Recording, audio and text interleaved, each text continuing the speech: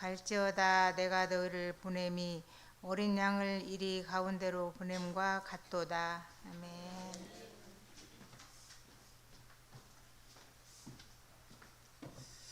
기도하겠습니다. 하나님 아버지 감사합니다. 오늘도 거룩한 주일 하나님 앞에 하나님의 말씀을 사모하며 모인 우리 성도들의 심령을 주님께서 붙들어 주시고 하나님을 향하여서 우리의 마음을 쏟고 또 우리의 생각과 우리의 시선을 주님 앞에 향할 때 하나님께서 히스기야의 기도를 들어주셨던 것처럼 우리의 마음의 소원을 이루어 주옵소서.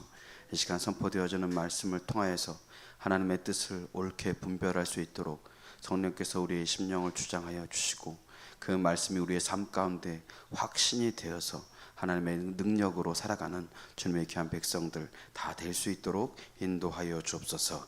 감사드리옵고 예수 그리스도의 이름으로 기도드렸습니다. 아멘.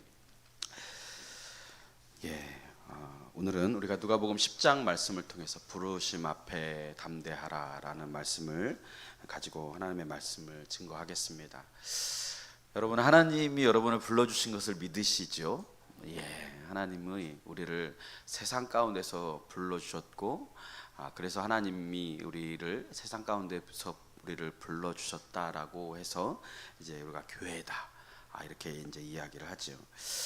현재 전 세계에는 약 75억의 인구가 살아가고 있습니다. 그 중에 17,000여 개의 종족이 존재하고 이 땅을 살아가고 있습니다. 2024년도 기준으로요 5천 종족에게 14억의 인구가 아직 복음을 듣지 못하고 살아가고 있습니다. 우리는 이들을 미전도 종족이다 이렇게 성경학적으로 이야기를 합니다. 복음화율이 2% 미만인 미전도 종족을 의미를 하는데 복음화율이 2% 미만이기 때문에 그 종족 내에서 복음을 들을 수 있고 또 자생적으로 그 복음이 확산되어지는 데는 제한이 있고 그래서 교회가 개척될 가능성이 아주 낮기 때문에 외부의 도움을 통해서 교회를 세울 수밖에 없는 그러한 이런 종족들, 나라들을 우리가 미전도 종족이다 이렇게 이야기를 합니다. 그래서 많은 선교사들이 이런 복음이 자생할 수 없는 그런 환경 가운데 살아가는 사람들에게 복음을 전할 수 있도록 하나님께서 이 시대 많은 선교사들을 또 세계 열방 가운데 또 보내시는 것을 우리가 보게 되어집니다. 왜 복음이 계속 전파되어야 할까요? 그것은 예수님이 복음이 모든 민족에게 전파되어질 때 그때 비로소 끝이 온다 라고 성경은 기록하고 있기 때문에 그렇습니다. 우리 마태복음 24장 14절 말씀을 한번 보겠습니다. 시작. 이 천국 복음이 모든 민족에게 증언되기 위하여 온 세상에 전파되리니 그제야 끝이 오리라. 이 세상의 끝은 복음이 끝까지 전파되어질 때 끝이 온다. 예수님께서 이 땅에 오실 것이다 라고 이야기하고 있습니다. 사순절을 보내면서 말씀을 묵상하면서 하나님이 우리를 구원하신 그 은혜를 기억하고 또 그 구원의 은혜가 얼마나 크고 놀라운 것인가 그것들을 생각해 보았습니다. 그리고 그 구원을 위해서 하나님이 나를 교회로 불러주신 그 은혜를 생각하며 과연 나는 복음에 합당한 삶을 살아가고 있는가 그것들을 한번 다시 내 인생 가운데 조명하는 그런 시간들이 되었습니다. 세례 요한이 주의 길을 예비하면서 일생을 살아갔죠. 오늘 본문에서도 예수님은 제자들을 앞서 보내시며 하나님 나라를 전파하도록 그렇게 일꾼을 세우시는 모습을 보게 됩니다. 그리고 우리가 아는 것처럼 예수님께서 부활하신 이후에 하나님은 여전히 이 땅 가운데 추수할 영혼들이 많기 때문에 하나님의 교회를 세우셨고 또 그 교회들을 통해서 예수님이 다시 재림하실 것을 기다리며 앞서 교회들을 통하여서 복음을 전하게 하시는 그러한 은혜들을 우리가 누리는 것을 보게 되어집니다. 뿐만 아니라 그 믿음의 역사들은 지금 이 자리에서 예배하고 있는 여러분들에게 주어졌고 또 교회의 역사들을 통하여서 하나님은 계속해서 주님께서 이 땅에 오실 것들을 우리가 기대하며 또 세상 가운데 복음을 구원하는 한 영혼이라도 구원하고자 하는 하나님의 마음을 이 교회를 통해서 비춰주고 계시는 줄로 믿습니다.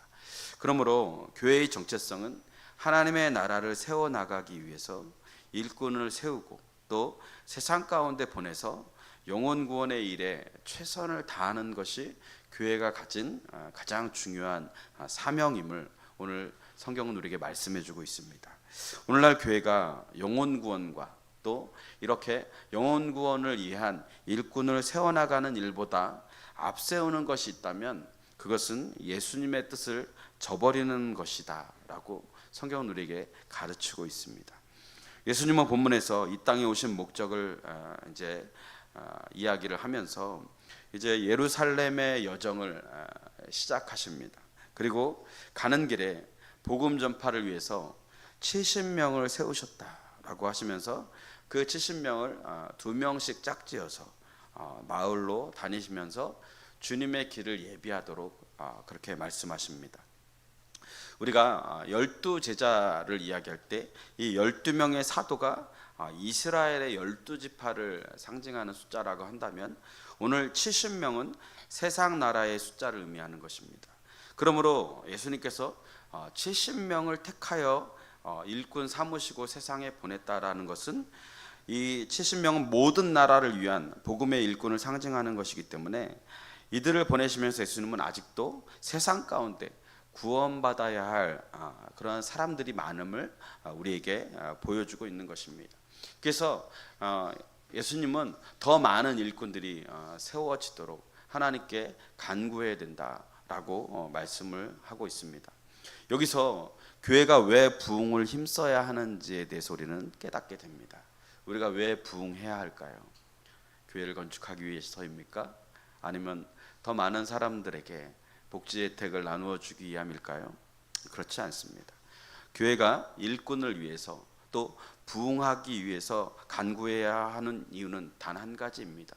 추수할 것이 많은데 일꾼이 적기 때문에 교회는 부흥해야 한다라는 사실을 이야기하고 있습니다. 예수님은 아직 방문한 적이 없는 이 마을마다 복음을 전하라고 하시면서 추수의 현장이 얼마나 일꾼이 부족한지 그것을 깨닫도록 하시고 사명을 감당할 수 있는 동역자들을 보내달라 이렇게 기도하라고 하십니다. 지금도 교회들마다 사역자가 굉장히 부족합니다. 또 교회의 일꾼들도 부족하고 그나마 있는 일꾼들의 이제 나이도 이제 고령화로 접어들고 있어서 한편으로는 참 마음에 여러 가지 근심이 생길 때가 많이 있습니다. 저희 교단도 신학교에서 예전에는 신학생들이 교회에 이력서를 냈습니다. 근데 역전됐어요. 교회가 신학생들한테 이력서를 내요.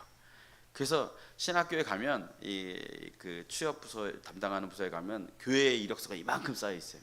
그러면 이제 신학생들이 어디 한번 갈 데가 있나 볼까? 그래서 이제 쫙 펼칩니다. 그래서 이게 봐요. 이제 조건이 어떤가, 또 나에 대해서 어떻게 배려를 해줄 수 있나 이런 것들을 보고 취사 선택을 하게 되어집니다. 한편으로 그런 모습들을 보면서 야, 저들이 교회 가서 정말 진정한 하나님의 일꾼이 될 수 있을까라는 그러한 노파심을 갖게 되어집니다. 그래서 저희 교회는 엄두도 내지 않습니다. 그냥 우리 교회 일꾼 키워서 우리가 자생하자. 그래서 바라기는 가장 좋은 거는 여러분들이 자식들을 될 수 있으면 더 많이 낳으면 좋은데 지금 하나님의 기적만을 바랄 뿐입니다. 어쨌든 간에 우리는 계속해서 다음 세대들을 세워나가야 하고 또 하나님의 일꾼들을 세워나가는 일에 우리는 최선을 다해야 합니다. 왜 그렇습니까? 주님 오실 날이 멀지 않았고 아직까지 우리에게는 감당해야 할 그런 사명들이 많이 있기 때문에 그렇습니다. 하나님 나라에 대한 소망을 갖는 사람들이 너무 부족한 이 현실 가운데 우리는 그래서 하나님 앞에 하나님의 긍휼을 구하며 기도하며 우리가 하나님 앞에 나아가야 되는 것입니다. 제가 아는 선배 목사님이 파주에서 목회를 하시거든요. 근데 저한테 팁을 주시더라고요. 어떤 팁을 주시냐면, 목사님 새벽기도 끝나면 동네를 한번 돌아보세요. 그러면서 그분이 자신의 어떤 그런 그 목회담을 이야기를 해주시는 거예요. 그러면서 새벽 예배가 끝나면 본인이 이제 교회를 지나가다 보니까 주변에 너무나 이런 절이나 술집이나 이런 것들이 너무 많다는 거예요. 그래서 이런 환경 속에서 하나님을 믿고 전하는 게 참 어렵겠다라는 생각들을 해서 이제 그 길을 걸을 때마다 하나님이 주시는 마음이 뭐냐면 점집이나 이런 술집이나 이런 거를 향해서 선포하는 거예요. 하나님, 이곳이 하나님의 거룩한 땅이 되게 해주십시오. 그래서 맨날 갈 때마다 이렇게 혼자 기도를 하는 거예요. 근데 어느 날 지나가다가 새벽 예배 끝나고 다른 집사님이 목사님이 점집 앞에서 이상한 짓을 하고 계신 거예요. 그러니까 저분이 뭐 하나. 그래서 조금 이제 이상해서 좀 멀찍이서 쭉 또 따라가는데 이번엔 또 술집 앞에서 또 이제 뭔가를 하는 거예요. 그래서 나중에 물어보니까 목사님이 제가 이 지역을 보니까 이곳이 하나님의 거룩한 땅이 되어지고 복음이 좀 전해졌으면 좋겠는데 이렇게 악한 사단이 이렇게 성벽을 쌓고 있으니까 영혼들이 구원이 잘 안 되는 것 같아서 하나님께서 좀 역사해 달라고 기도했다는 거예요. 그래서 그날 그 얘기를 듣고 집사님이 그러면 목사님 저도 거기에 동참하겠습니다. 그래서 둘이서 예배 끝나고 나면 주위를 빙빙 돌면서 술집에다가 점집에다가 노래방에다가 이렇게 막 이렇게 기도를 했다는 거예요. 그렇게 몇 달을 지나고 났는데 희한하게 점집이 하나 둘 문을 닫기 시작했다는 거예요. 그리고 술집도 점점 이렇게 사라지는 모습을 보면서 이 집사님이 나중에 그 이제 구역 나눔을 하는데 우리 목사님이 안타까워서 이 점집 때문에 그런 게 아니라 목사님이 안타까워서 이렇게 같이 기도를 했는데 하나님이 이렇게 정리를 해주시더라. 그 얘기를 하면서 이제 간증을 하니까 성도님들이 나도 이제 하겠다고. 그래가지고 이제 새벽에 이제 돌아다니는데 막 이렇게 점집에서 막 성도들이 한 10명씩 이렇게 있고 술집에서 막 10명씩 있고 그러니까 지나가는 사람들이 또 줄을 서더래요. 그래서 왜 이렇게 손님이 많은가? 그래서 그거 아니고 이런 사정을 이야기했더니 그러시냐고 이제 이야기를 하는 그런 일화를 저에게 이야기를 하시더라고요. 그래서 이제 저도 그 얘기를 듣고서 자꾸 새벽 예배 끝나면 그 생각이 나는 거예요. 그래가지고 동네 점집이 없나 이렇게 이제 돌아다니면서 이렇게 또 기도도 하고 이제 그런 모습들을 이제 가지면서 그런 생각들을 했습니다. 우리가 복음을 전하는 일에 정말 우리가 소홀함을 갖는 것보다 이 복음을 전하는 일들이 정말 귀하고 너무나 소중한 일인데 이 사역들이 점점 확산되어졌으면 좋겠다라는 생각들을 가지게 됐어요. 마치 누룩을 넣은 반죽이 부풀어 가는 것처럼 예수님은 요한에게 이제 세례를 받으시고 이제 공생애를 시작하실 때 복음을 전하시죠. 회개하라 천국이 가까웠느니라. 하나님의 나라가 임하였다라고 이제 복음을 혼자 사역을 하셨죠. 그리고 나서 이제 12 제자를 부르셔서 일꾼으로 삼으시고 이제 혼자 하셨던 사역을 12 제자와 함께 이제 사역을 펼쳐 가십니다. 그리고 오늘 본문에서 70명에게 그 능력과 권위를 주시면서 또 세상 가운데 파송하십니다. 그리고 예수님이 부활하신 후에 교회를 곳곳에 세우셔서 세계 복음화를 이루어 가도록 하나님께서 역사하셨고 우리 교회도 지금 그러한 현장에 서 있게 되어진 것입니다. 사역을 할 때 보면 우리가 물론 혼자서도 사역을 할 수 있습니다. 목회자도 혼자 열심히 그냥 사역할 수 있어요. 근데 우리가 이 교회 공동체를 생각할 때 어떤 한 사람에 의해서 이 교회가 모든 일들이 진행이 되어지고 또 그것을 통해서 열심히 하다 보면 사람들에게 인정받고 또 박수를 받을 수 있습니다. 근데 문제는 뭐냐면 그 일들을 감당하던 그 한 사람이 빠지게 되면 어떻게 됩니까? 공동체가 당연히 힘을 잃게 되겠죠. 그래서 우리가 연합해서 사역을 할 때 더 큰 그런 하나님의 사역들을 경험하고 함께 또 하나님의 비전을 키워갈 수 있게 됩니다. 그래서 저도 이렇게 양육을 하고 또 이렇게 교회 사역을 하지만 저의 장기적인 플랜 안에는 우리 성도들에게 이 목회의 이 사역의 한 부분들을 그분들이 감당할 수 있도록 리더십을 이양하고 위임하는 그러한 사역들이 좀 필요하겠다라는 생각들을 해보게 됩니다.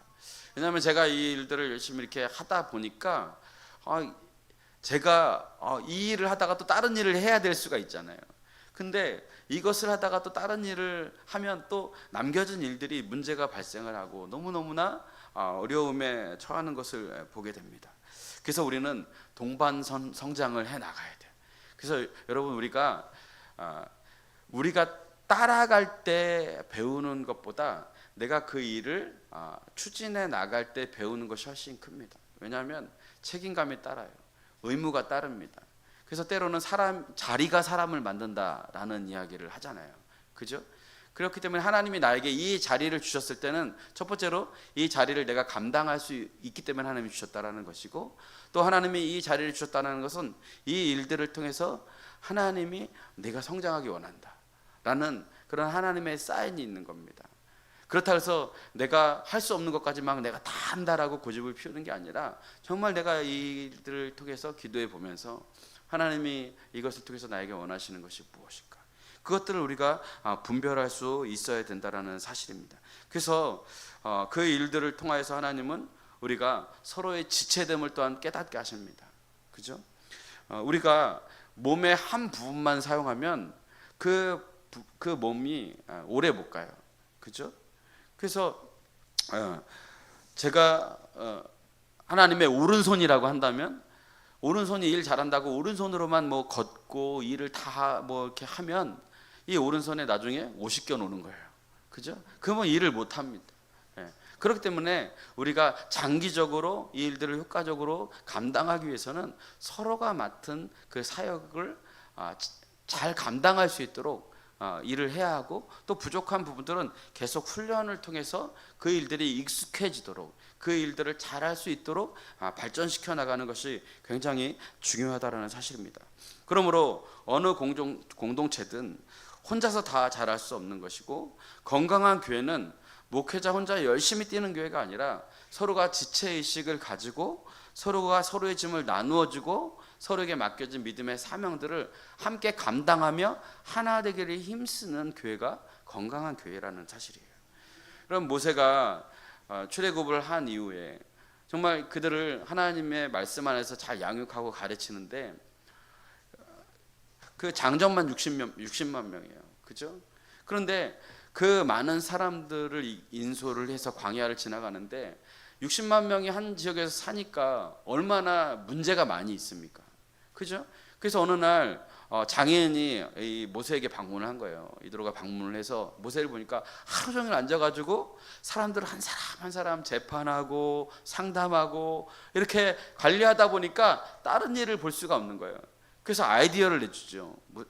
사회에게 10부장을 세우고 100부장을 세우고 1000부장을 세워서 이러한 사소한 일들은 10부장, 그거보다 좀 더 이렇게 난이도가 있는 거는 100부장, 1000부장 이렇게 세워서 나중에 그 어떤 사람으로도 해결이 안 되는 부분들을 모세 당신이 이것을 이렇게 관할하면 됩니다 라고 하니까 그렇게 하니까 정말 이 조직이 잘 갖춰지고 조직도 수준이 올라가고 또 본인도 정말 본인이 해야 할 사명에 집중을 할 수 있게 되는 것이죠.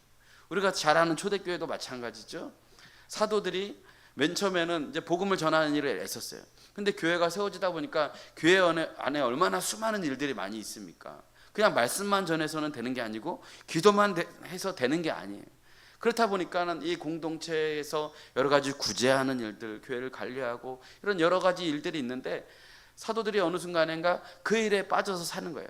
그러다 보니까 말씀과 기도에 전혀 전무를 하지 못하는 거예요. 목회자가 이거저거 다 하니까 성도들은 편하겠죠. 그런데 영적으로는 어떻겠습니까? 하나님의 말씀을 제대로 가르치지 않고 기도를 해주지 못하니까 성도들의 영적인 그런 모습들은 굉장히 뒤로 처질 수밖에 없는 거죠. 그래서 7 집사를 세워서 이 사도들이 말씀과 기도에 전무하게 하고 이 7 집사들이 구제하는 일들, 또 교회를 관리하고 또 이러한 일들을 도맡아서 해주니까 성경에서 뭐라 그래요? 그때서 비로소 교회가 힘을 얻어서 부흥하게 되었다라고 이야기를 하는 겁니다. 여러분, 교회는 그래서 우리가 함께 가야 합니다.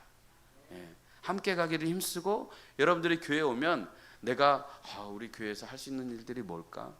목사님의 손길이 미치지 못하거나, 목사님이 이 일들 때문에 목회를 하는 데 있어서 어려움을 겪고 있는 것이 무엇일까? 이런 것들을 여러분들이 생각하면서 하나님 앞에 그 일들을 감당하도록 여러분들이 애쓸 때 우리의 교회가 하나님 앞에 더욱더 건강하고 또 부흥하는 교회로 쓰임받게 될 줄로 믿습니다. 그러므로 우리는 서로가 성장하고 일꾼을 세워가도록 훈련하고 노력해야 합니다. 한국교회가 위기라는 말이 있죠. 이 말은 이제껏 믿음의 1세대들이 모든 사명들을 잘 감당했습니다. 그러나 앞에서 말씀드렸던 것처럼 우리 다음 세대들이 이 유업을 이어가야 하는데, 이 유업을 온전히 이어갈 수 있는 그런 자생력이 점점 사라지고 있습니다. 그래서 한간에는 우리 나라가 이제 미전도 종족이 되어져 간다라는 그런 위기의식을 이야기하는 그런 모습들도 갖게 되어집니다. 그러므로 그러한 하나님의 유업을 이어가기 위해서 우리에게 필요한 것은 무엇입니까? 일꾼을 세우는 것입니다. 다음 세대들을 세우는 것입니다. 그래서 우리가 그 일들을 통해서 하나님의 나라가 계속해서 세워져 나갈 수 있도록, 하나님 앞에 쓰임 받을 수 있도록 우리가 기도해야 될 줄로 믿습니다. 그래서 예수님은 9장에서 12제자를 세우시고 오늘 70인의 제자를 세우셨습니다. 왜 12제자를 세우신 후에 따로 70인을 세우셨습니까? 오늘 2절 상반절에 보면 추수할 것은 많되 일꾼이 적기 때문이다 라고 말씀해 주고 계십니다. 12제자들만으로는 이 많은 영혼의 추수를 감당하기 힘들다라는 것입니다. 더 많은 일꾼들이 필요하였기에 예수님께서는 70인을 따로 세우셨습니다. 그리고 왜 일꾼을 불러달라고 기도해야 합니까? 주님이 오실 날이 멀지 않았는데, 곡식과 이런 영혼의 열매들을 보니까 지금 거둬들이지 않으면 기회가 없다라고 느낀 거죠. 추수할 때 있어서 중요한 게 뭐예요? 일꾼인 만큼이나 중요한 게 뭐예요? 때가 중요하죠. 그죠? 많은 양의 곡식을 추수하기 위해서는 적은 일꾼으로는 많은 시간이 소비되어집니다. 그러면 추수할 수 있는 분량만 얻게 되고 나머지는 쓸 수가 없어요. 그렇기 때문에 더 많은 일꾼들을 동원해서 이것들을 빨리 추수하는 것이 굉장히 중요합니다. 때가 지나면 곡식들을 다 버릴 수밖에 없기 때문에 그렇습니다. 그러므로 70인 파송이 의미하는 바는 복음 전파가 얼마나 시급한 일인가 우리에게 다시금 말씀해 주고 계신 것입니다. 복음 전파를 위해서 파송받은 사람들의 자세가 4절부터 11절까지 기록되어 있는데, 이 중에서 복음의 시급성을 보여주는 말씀이 오늘 4절의 하반절에 길에서 아무에게나 문안하지 말며 라고 이야기를 합니다. 만약에 가족 한 사람이 다쳤어요. 그래서 응급실을 가게 되는 상황이었어요. 그런데 응급실을 막 가고 있는데 중간에 사람들이 말을 걸어요. 아는 사람이 막 있어요. 그러면 아는 사람이 있다고 또 말을 건다 그래서 그 사람들에게 일일이 예를 갖춰서 인사하거나 문안하지 않죠. 왜냐하면 지금 생명을 다투는 그런 경각에 있는데 그건 너무나 당연한 일일 것입니다. 그리고 그것을 그 누구도 문제 삼지 않습니다. 여러분, 복음 전파의 시급한 일이 왜 중요합니까? 죽어가는 영혼들을 위해서 우리가 시간을 다투고 있기 때문에 그렇습니다. 죽음을 직면하기 전에 생명을 살리는 방법, 그 방법은 바로 우리가 정말 그 일에 최선을 다하고 몰입하는 것이죠. 오늘날 살아가는 우리들도 이 70인처럼 복음을 긴급하게 전해야 할 의무와 그런 사명이 있는 자들입니다. 어떤 분들은 예수님 때부터 지금까지 2000년의 시간이 지나기까지 아직 심판이 오지 않았는데 복음 전파가 그렇게 중요하냐, 그렇게 급하냐 라고 반문하는 사람들이 있습니다. 그리고 실제적으로 이제 예수님의 재림에 대해 무감각해져서 점점 전도의 필요성을 느끼지 못하고 살아가는 분들이 참 많이 있습니다. 그러나 누구도 예수님이 언제 오실지, 언제 재림하실지 전혀 알 수 없기 때문에 복음 전파는 여전히 시급한 것입니다. 우리가 이렇게 논하는 이 시간 이후에 예수님은 당장 오늘 밤이라도 내일이라도 오실 수 있습니다. 그렇기 때문에 우리는 언제 오실지 모르는 도적과 같이 성경에서 오신다고 말씀하셨는데 그 주님을 맞이하기 위해서 우리에게 필요한 것은 언제 주님이 오셔도 때를 준비하고 있는 믿음이 필요하다라는 사실입니다. 예수님이 아직 다시 오시지 않았지만 복음을 듣지 못하고 죽는 사람들이 있지요. 그런 사람들은 기다림의 기회조차 허락되어지지 않습니다. 그렇기 때문에 우리 인생이 이제 수명이 100세에 이르고 있습니다. 우리가 알 수 없는 사고들이 이 땅 가운데 많이 일어나고 있습니다. 그래서 예수님이 오시기 전에 예수님을 만나러 가야 되는 사람들이 어쩌면 이 세상 가운데 더 많이 있습니다. 그럴 때 우리는 아무런 준비가 없이 그렇게 예수님을 맞이한다면 얼마나 우리의 인생이 허망하겠습니까? 그러므로 우리는 기회가 있는 대로 복음을 증거해야 합니다. 과거뿐만 아니라 앞으로 2000년이 더 지나간다고 하더라도 미래의 역사의 한 정점에서는 여전히 죽어가는 영혼들을 위해서 절박하게 복음을 전해야 되는 것입니다. 우리는 언제 주님께서 다시 오실지 모르기 때문에 오늘도 최선을 다해야 하고 우리에게 맡겨진 영혼들에 대해서 우리가 최선을 다해 예수 그리스도의 복음을 증거하는 삶을 살아가기를 힘써야 될 줄로 믿습니다. 선교사들이 선교사로 파송하기 전에 꼭 점검하고 넘어가는 일들이 있습니다. 그게 뭐냐면 그 믿음의 태도입니다.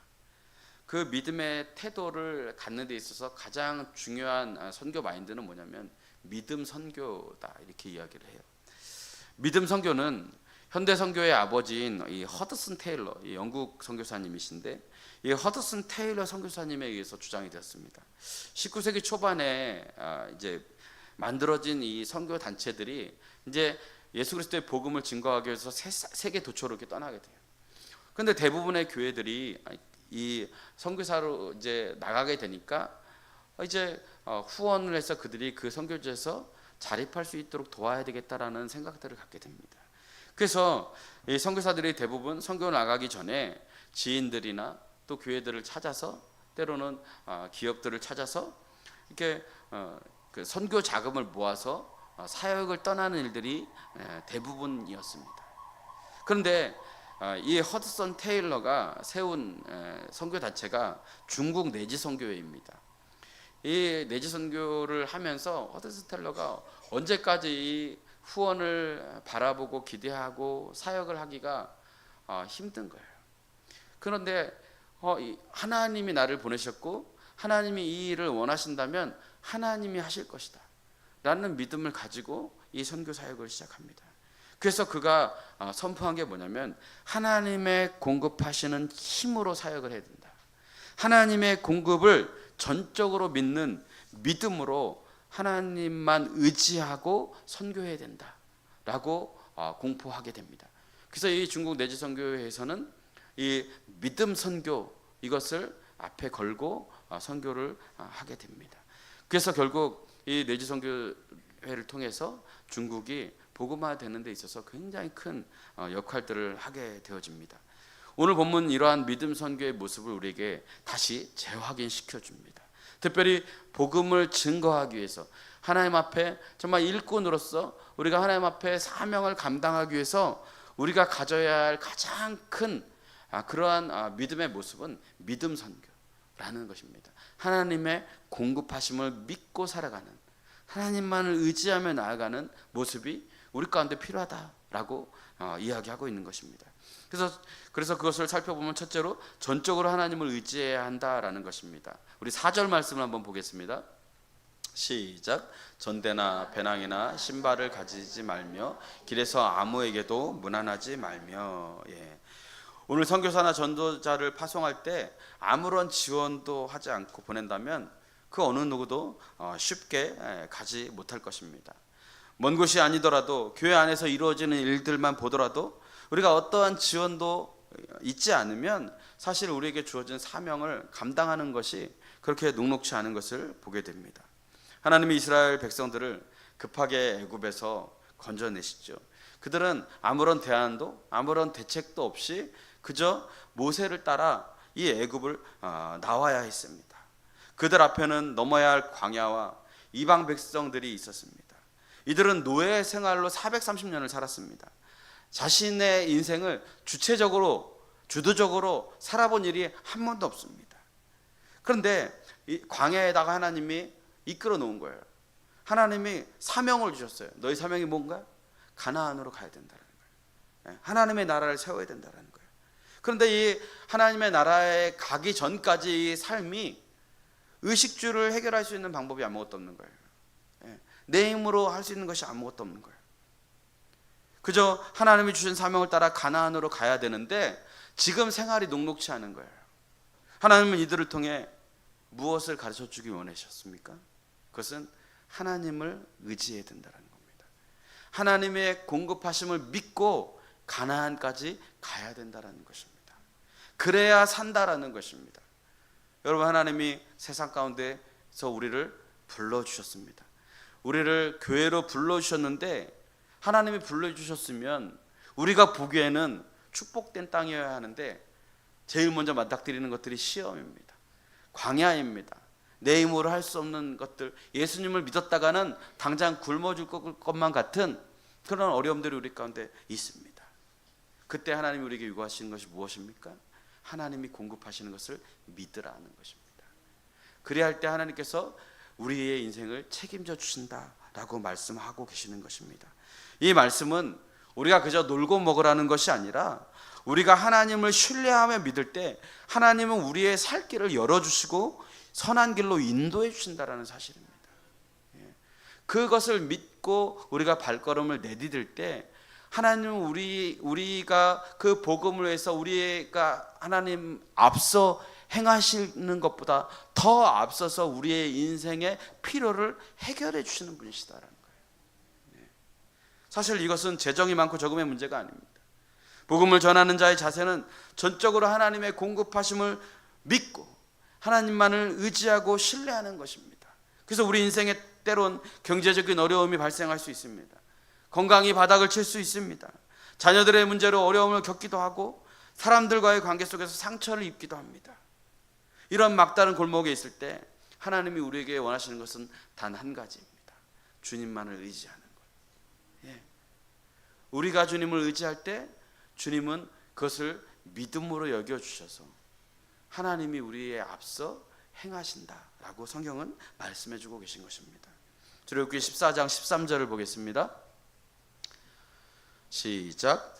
모세가 백성에게 이르되 너희는 두려워하지 말고 가만히 서서 여호와께서 오늘 너희를 위하여 행하시는 구원을 보라. 너희가 오늘 본 애굽 사람을 영원히 다시 보지 아니하리라. 내 힘과 모든 수단과 방법을 동원해봤지만 해결되지 않는 인생의 문제를 만났을 때 우리는 누구를 봐야 합니까? 하나님을 바라봐야 합니다.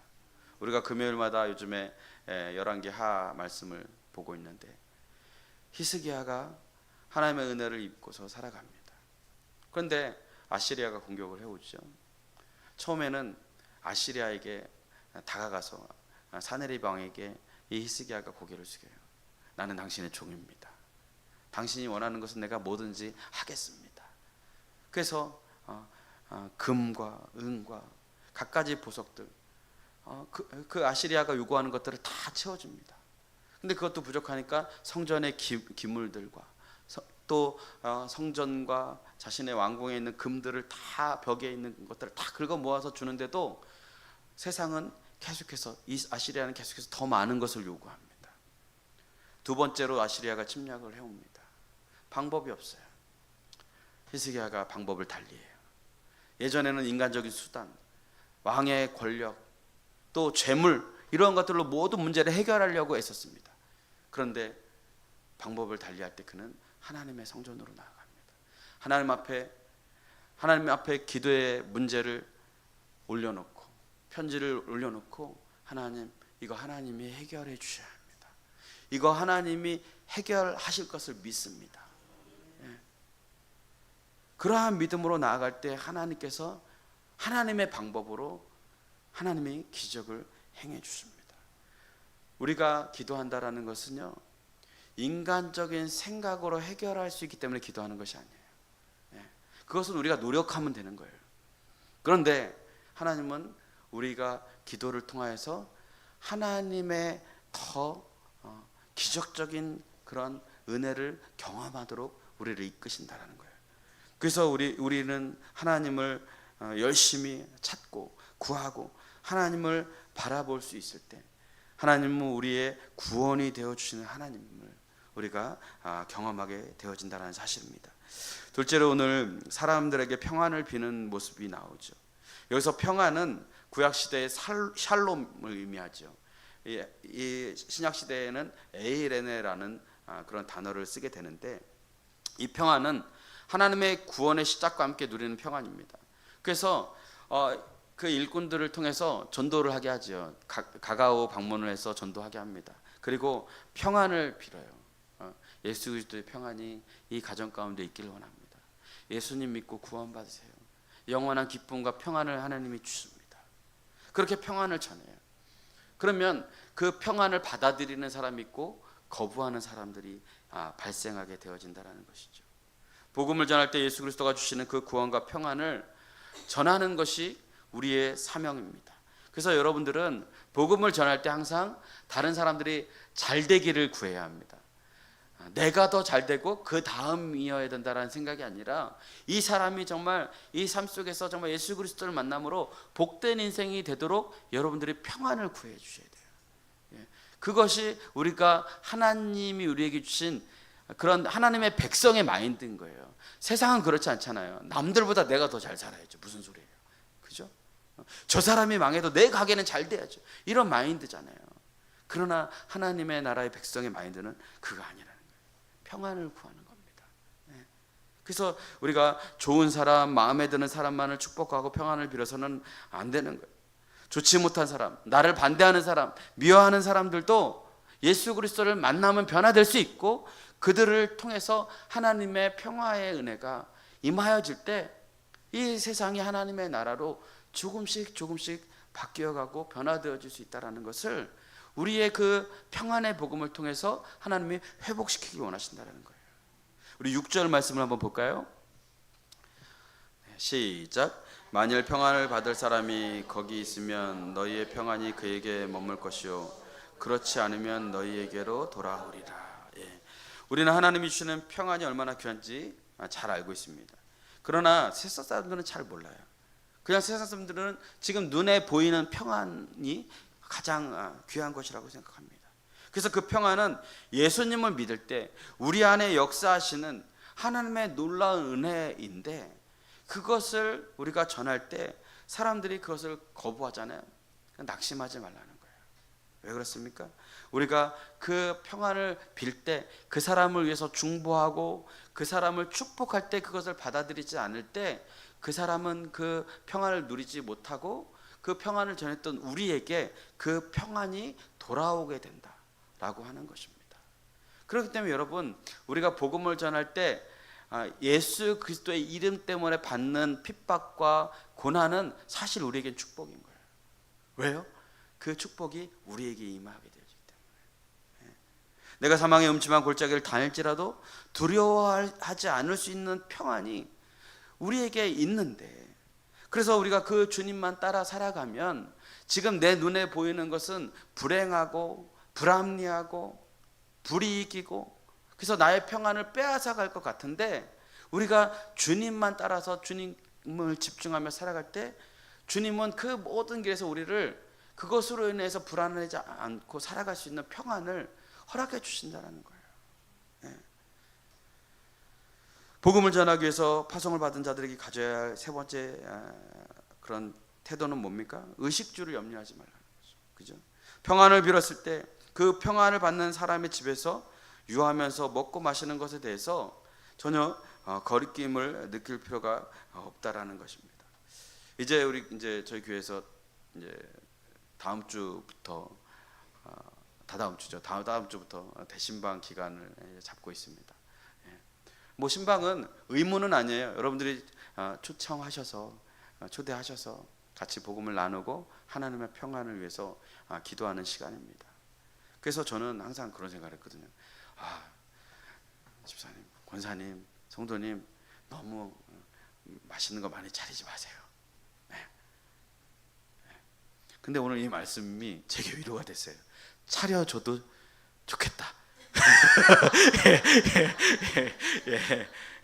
제가 하나님의 일을 하는 데 있어서 하나님의 일꾼으로서 하나님이 이 사람의 마음을 통해서 주시는 건데 제가 굳이 그것을 거부할 이유가 없겠다.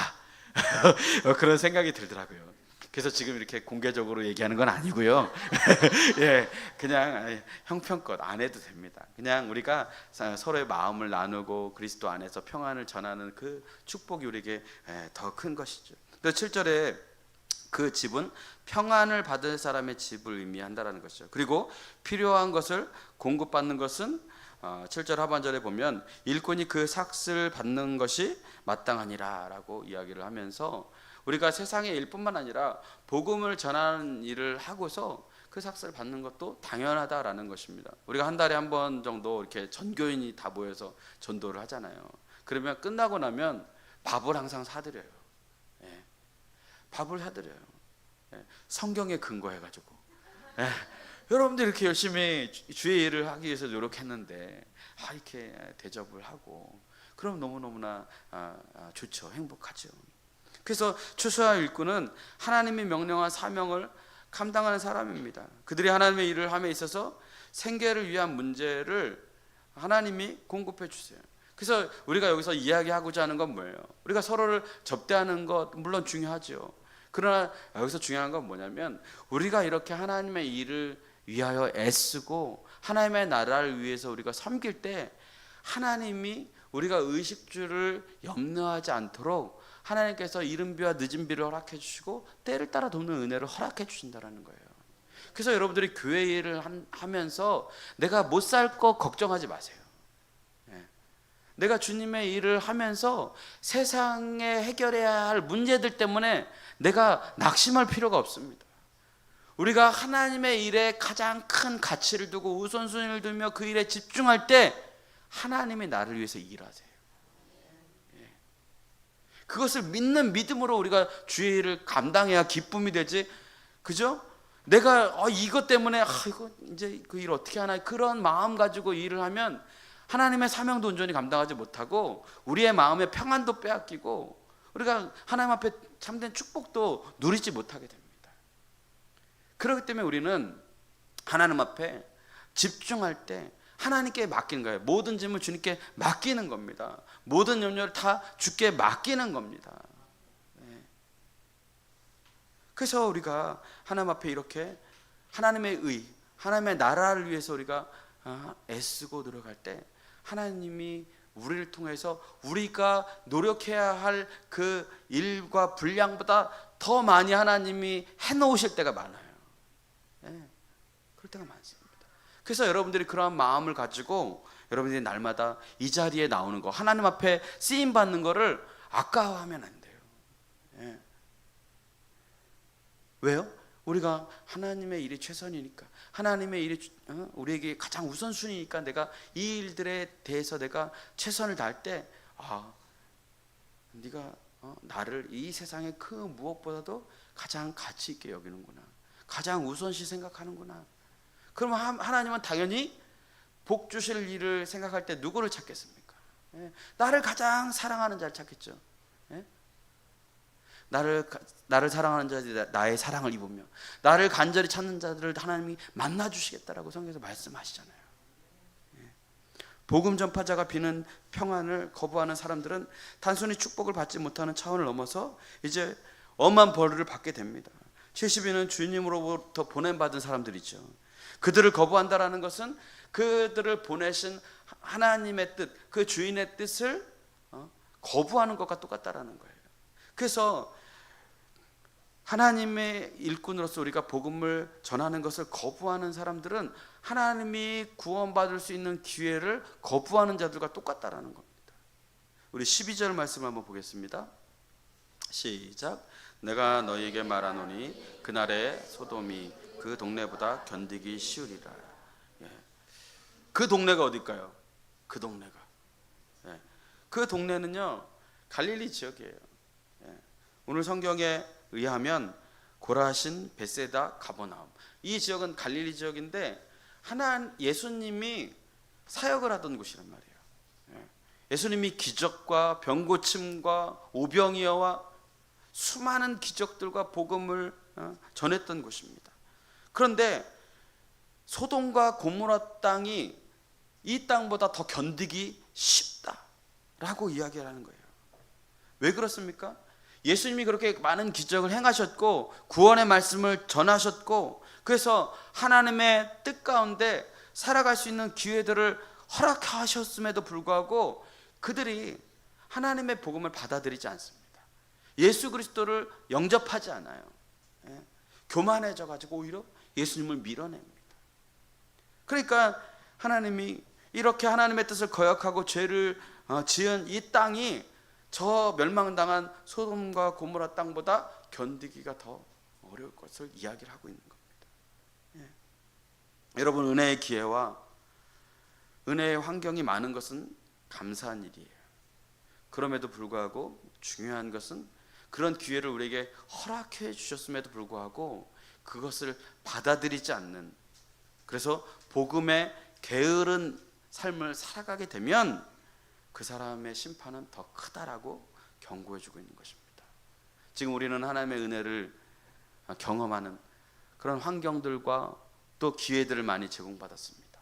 그런데 이렇게 많이 하나님의 말씀과 은혜를 경험하면서도 여전히 하나님을 믿지 않고 세상 사람들처럼 그렇게 불신앙 가운데 살아가게 되면 복음을 듣지 못했던 저 땅보다 우리의 심판이 더 크다라고 하나님이 경고하고 있는 것입니다.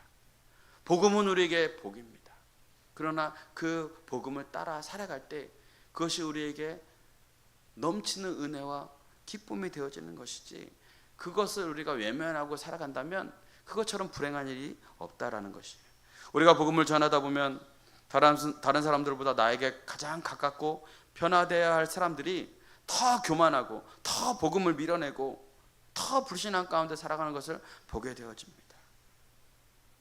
그런 분들을 보면 안타깝죠. 그죠? 여러분들 사실상 여러분들이 하나님 믿는데 가장 여러분을 대적하는 사람들이 누구예요? 우리 가족들이 가장 많아요. 그죠? 우리 형제들이 가장 많습니다. 그럼에도 불구하고 우리는 그들에게 복음을 전해야 합니다. 우리가 해야 할 사명을 우리는 감당해야 합니다. 듣든지 안 듣든지. 그리고 그들이 들을 수 있는 귀가 열리도록 우리가 하나님 앞에 기도해야 합니다. 하나님이 그 마음을 열어주시도록. 복음을 거부했을 때 복음을 들었고 예수님의 애정을 받았던 도시였지만 복음과 평안을 거부하고 교만에 빠졌던 이 갈릴리 지역의 많은 사람들의 심판이 예수님이 보시기에는 너무나 크게 다가온 것입니다. 오늘날 이 시대도 마찬가지죠. 역사에 나타난 쾌락과 죄악으로 멸망받았던 도시보다 오늘날 복음을 거부하는 도시, 복음을 거부하는 사회, 복음을 거부하는 개인, 하나님의 심판을 피할 수 없다라고 이야기해요. 왜냐하면 파송받은 사람, 복음 전파자를 저버렸기 때문에.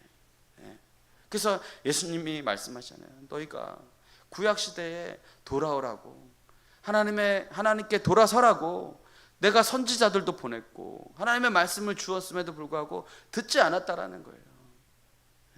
오늘날도 마찬가지라는 거예요. 이렇게 많은 교회들을 세워놓고 정말 방송이면 방송, 책이면 책, 믿음의 사람들이면 사람들 통해서 하나님의 복음을 우리가 너무나 쉽게 접하고 받아들일 수 있는 기회와 환경을 주셨음에도 불구하고 저버리는 사람들이 있다는 거예요. 이것은 하나님을 저버리는 것이다 라고 성경은 이야기합니다. 70인은 파송을 받은 후에 사명을 감당하고 기뻐 돌아왔습니다. 그들이 기뻐했던 이유는 예수 그리스도의 이름으로 주님이 능력을 주셔서 귀신을 다 굴복시켰어요. 그리고 사람들 가운데 기적을 행합니다. 그런데 예수님께서는 그 기쁨은 사실 큰 게 아니다 라고 말씀하세요. 귀신이 항복하는 것보다 더 큰 기쁨이 있는데 그것은 바로 20절 하반절에 나와 있는 너희 이름이 하늘에 기록된 것이 더 기쁜 거다 라고 말씀하는 거예요. 여러분, 그래서 우리가 세상의 기적, 여러분 그것보다 더 큰 기적은 영원히 죽을 수밖에 없는 죄인된 우리를 예수 그리스도께서 살려주셔서 우리의 이름이 사망에서 생명으로 옮겨진 것을 인하여 기뻐하는 것이라는 거예요. 우리는 구원의 기쁨이 얼마나 위대한지 모릅니다. 우리가 예수님을 믿고 구원받았다라는 이 사실, 미래에 있을 부활과 영원히 썩지 않을 몸으로 영생한다라는 사실, 그것을 우리는 제대로 느끼며 살아가지 못합니다.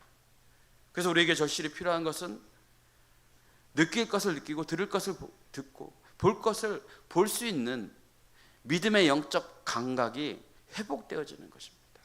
영적인 무감각한 그런 모습들이 우리의 삶에 얼마나 많이 있습니까? 그죠? 경제적인 그런 무감각함들도 있을 것이고요. 건강의 무감각함, 우리의 삶 속에서 짓는 모든 죄들에 대해서 무감각한 그런 모습들이 있을 것입니다.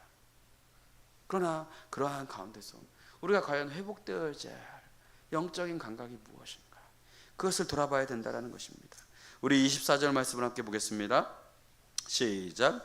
내가 너희에게 말하노니 많은 선지자와 임금이 너희가 보는 바를 보고자 하였을 때 보지 못하였으며 너희가 듣지 못하는 바를 듣고자 하였을 때 듣지 못하였느니라.